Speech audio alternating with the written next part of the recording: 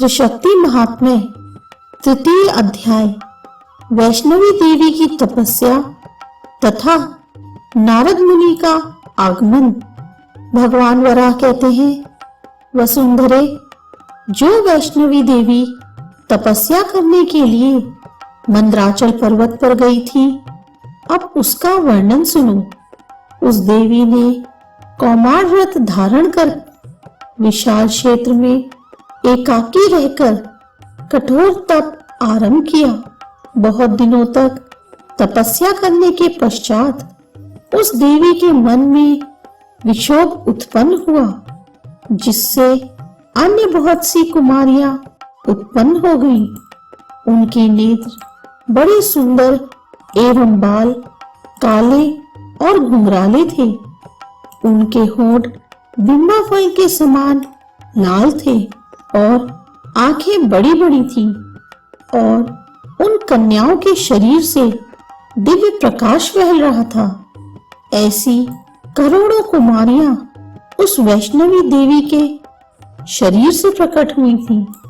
फिर उस देवी ने उन कुमारियों के लिए सैकड़ों नगर और ऊंचे महलों का निर्माण किया।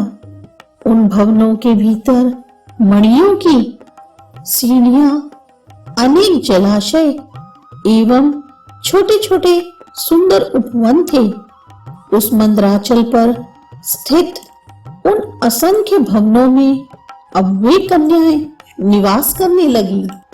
शोभने उनमें से प्रधान प्रधान कुछ कन्याओं के नाम इस प्रकार हैं: विद्युत प्रभा, चंद्रकांति, सूर्यकांति, गंभीरा, चारुकेशी, सुजाता, मुक्केशनी, उर्वशी, शाशिनी, शीलवंडिता, चारुकन्या, विशालाक्षी, धन्या, चंद्रप्रभा, स्वयंप्रभा, चारुमुखी, शिवदूती, विभावरी, जया, विजया, जयंती और अपराजिता।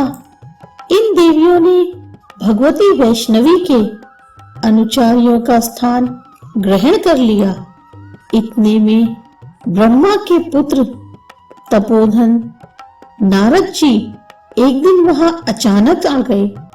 उन्हें देखकर वैष्णवी देवी ने विद्युत प्रभा से कहा, तुम इन्हें ये आसन दो तथा पैर धोने और आचमन करने के लिए जल भी बहुत शीघ्र इनके पास उपस्थित कर दो। इस प्रकार वैष्णवी देवी के कहने पर विद्युत प्रभा ने मुनिवर नारद को आसन, पाद्य और अर्घ्य दे निवेदन किया और वे भी देवी को नमस्कार कर आसन पर बैठ गए। अब वैष्णवी ने उनसे कहा, मुनिवर, इस समय आप किस लोक से यहाँ पधारे हैं और आपका क्या कार्य है? नारद मुनि ने कहा, कल्याणी, मैं पहले ब्रह्मलोक में गया था, फिर वहां से इंद्रलोक में और फिर कैलाश पर्वत पर पहुंचा। देवेश्वरी, पुनः मेरे मन में आपके दर्शन की इच्छा हुई, अतः यहाँ आ गया। इस प्रकार कहकर श्रीमान नारद मुनि वैष्णवी देवी की ओर देखने लगे। नारद आश्चर्य से चकित हो गए। उन्होंने मन में सोचा, अहो, इनका रूप तो बड़ा विचित्र है। इनकी सुंदरता, धीरता एवं कांति कैसी आश्चर्यकारिणी है। फिर इतने पर भी इनकी उपरति निष्कामता तो और भी आश्चर्यदायिनी है।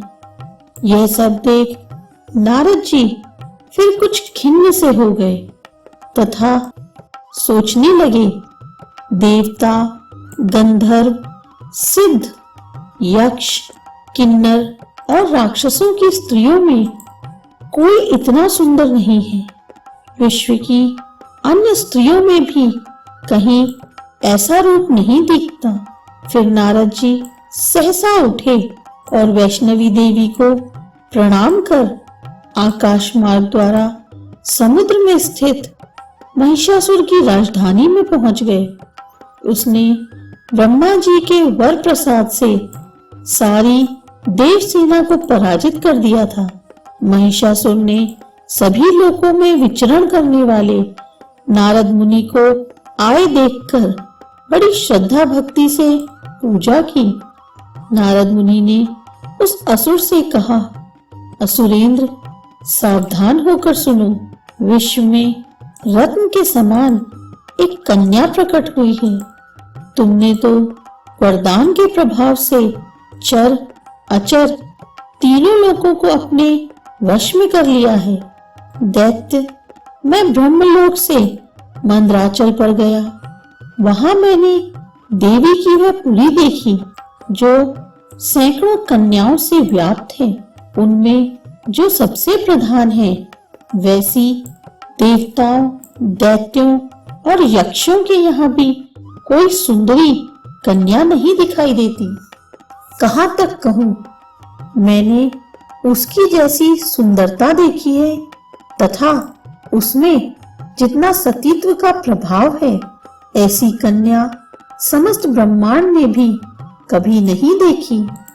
देवता, गंधर्व, ऋषि, सिद्ध, चारण तथा सब अन्य दैत्यों के अधिपति भी उसी कन्या की उपासना करते हैं।